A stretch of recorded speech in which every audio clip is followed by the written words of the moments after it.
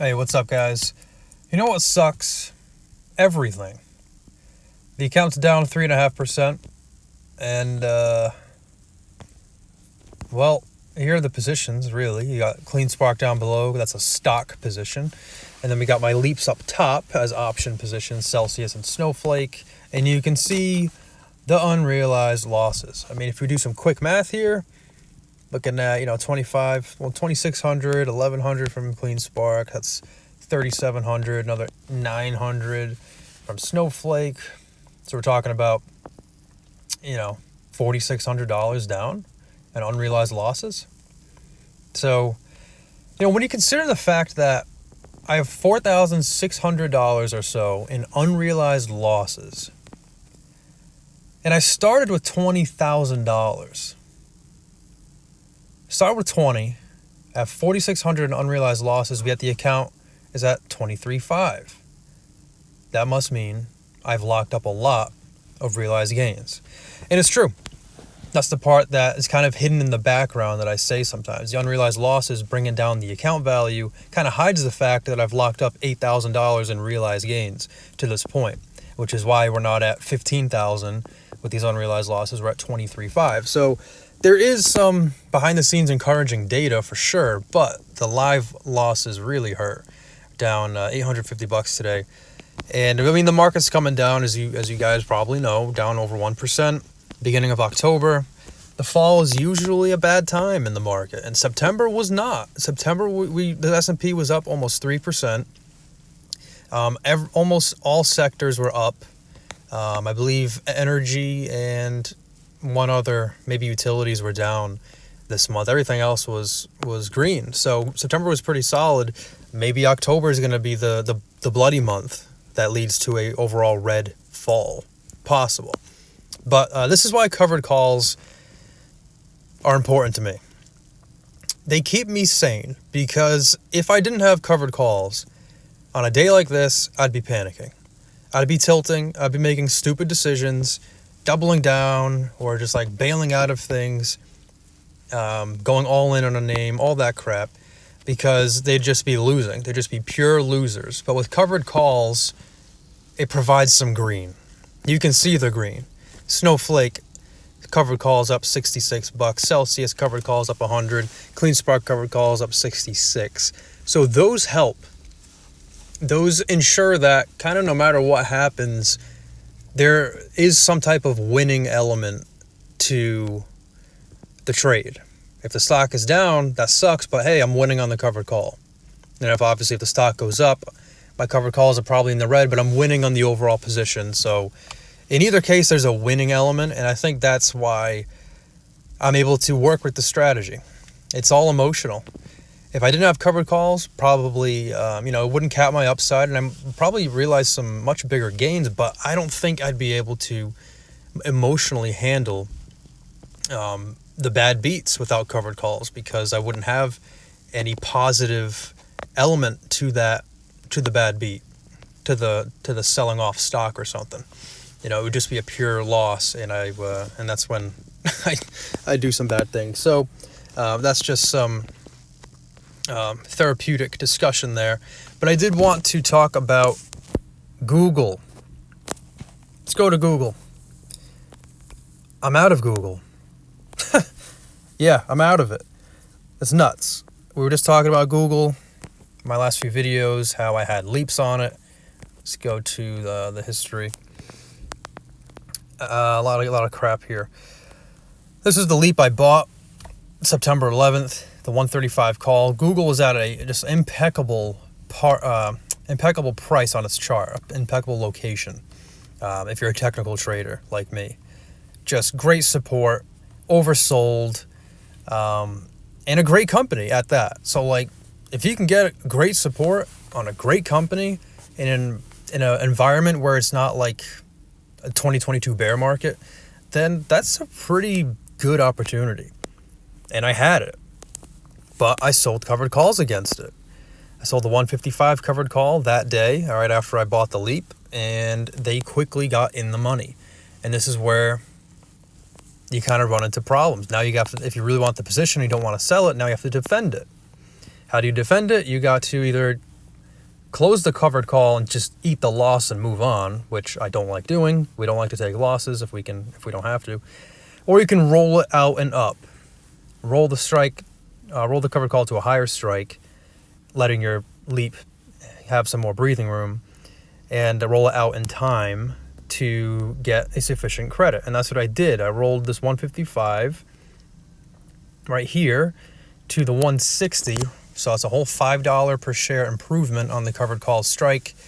But I had to roll it all the way out to November 1st, the end of October, as we discussed.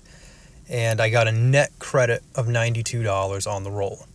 And you can see the specifics here on the legs. I paid $7.69 to buy back the covered call at 155, but the one I sold at 160, I received $8.61 in credit. So it was a net credit. I got paid to roll it, but now I have to wait 40 days. And Google has just been on a tear. And this morning in particular, obviously today's red, but it wasn't like that this morning.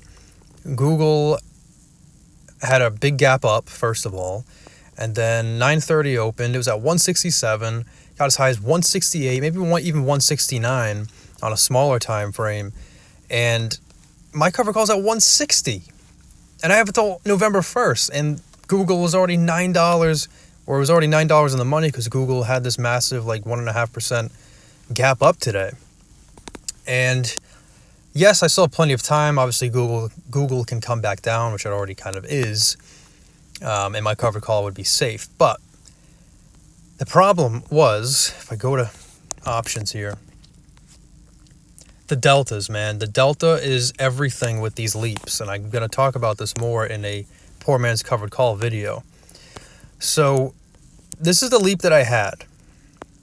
The 135 call expiring December of next year. And you can see the delta is 81. So that means every dollar per share that Google moves higher or lower, but let's just talk about higher, the option should gain 81 cents in value, which is $81 in profit. I think we understand that. If we go to the covered call on November 1st, which is the one that I had at the 160, the delta is 67. Now, when Google opened this morning and it was at $169 per share, the delta was 77. It was a lot higher, and which is a lot closer to the delta on the leap. So the delta on the leap is 81. As we said, if Google moves up $1, the leap gains $81. But with the delta on the covered call, it's kind of the opposite because I sold it. I'm short the call. So every dollar per share Google goes higher, this covered call loses $68. And this morning, the delta was closer to 76, 77. So that means I would be losing $77 if Google moved up another dollar. And I'm only gaining 81 on the leap. So I was at a situation where had Google decided to run higher, because you don't know what's going to happen going forward, had Google continued to move higher to 170, then this covered call, the delta on it would surpass the delta on the leap. It'd probably go to 85, you know what I mean? Because these move quicker. Shorter expirations have a higher gamma. Higher gamma means delta can move quicker. So if Google moved any higher towards 170, I was at risk of the delta on the short call being higher than the delta on the leap, the long call, which would mean the covered call would lose more money than the leap would gain. And that's going to eat into your profits, your net profit. So that was, I was kind of met with that decision. Okay, the delta is pretty much at where my leap delta is. Do I hold it, ride it out, or do I risk Google goes even higher? And now my covered call starts to lose more money than the leap's gain. That was the dilemma. And I think going forward, whenever the covered call delta reaches the delta on my leap, I have to make a decision. Either roll it or close it. Roll it to a covered call with a lower delta or just close it. And rolling it to a lower delta is kind of hard because you have to roll it up. And doing that is really hard, especially when the covered call is already 39 days out. rolling it out even further and up again is now we're talking like next year, possibly, like maybe even late December or something. So that's why I decided to close it. And we'll go back to the details. I did make out a lot better than if I closed it before this covered call roll, so it did help me by defending the position and holding on to it longer. So right here, I paid $31.94, and then I collected $70 from the first call, $92 from the roll, so $162 net credit, which means my net debit was only $3,032, because it's the $31.94 minus the $162 in covered call credit. So we're talking about a net debit of $3,032. And I sold everything for $3,374. So that's a $342 profit, net. And that's what I ended up with. $342 profit on the Google trade, which I was hoping would be a lot more. I was hoping I was going to ride it out longer. I had plenty of time. The trade was moving very well in my favor, but the covered calls kind of pressed my hand. And with leaps, when there's an expiration involved, and they're not shares, I can't hold it forever, I do have to be mindful of how far out in time I'm locking myself into the position. If I rolled it to the end of December, then I'm locking myself into the trade for another 3 months, which is 3 months of theta decay on my leaps, 3 months closer to expiration on the leaps. So you got to be mindful of that. You don't want to sit in the leaps too long, because then theta really starts to eat into your profit potential. It makes manufacturing the win harder. So I made the executive decision to close it. So yeah, that's the big news, which sucks because Google was my favorite position, but I kind of, in my eyes, had no choice. So now we have about 5,000 in buying power. We have an open position available in the portfolio because I only have 3 active right now. And with the cash I have, I can definitely get a new position going. So I'll be keeping my eyes on the market, looking at really just scanning all the stocks that I normally look at, plus more. Whatever comes up on CNBC, maybe I'll use a scanner on Webull. We'll see what happens. The market is coming down today, so that could present some good opportunities, but it could come down even further. Who knows? There's Israel and Iran conflict in the news today, missile strikes and pending missile strikes. So maybe I'll just be cautious for now, but I will be looking for another opportunity in another name now that I've closed Google. So that's it. Down today, 3%. Here's the 1 week look. Touched 25,000 within the past week, but now we're back down. 1 year look. Really 26,000 is my all-time high. So that's really kind of what I'm referencing and want to get back to. But with Celsius being as horrible as it is, like really, really horrible, just look at this thing. 1 year, 5 year. It made a new low today, like a new 52-week low into the 30s. If it breaks 30, that's just very, very tough. Last ditch support, like absolute last line of defense, would be the $27 support level from over here in the 2023 area. That's it. So if it gets below that, then Jesus Christ, I don't know what the hell's going on with the company. They got plenty of cash, so it's not like they're like leveraged to their eyeballs or anything with crazy amounts of debt. They have hardly any debt. Sales growing, market share growing. Maybe they were overpriced. Definitely overpriced at $80, $90, $100 per share, but $30? Come on. People need to just buy this thing up already. But we got time, so just gonna be patient. All right, that's it. That is it for today. Be on the lookout for my earnings call on Wednesday. I already have the live stream scheduled, so you might have seen it if you're subscribed and care about me at all.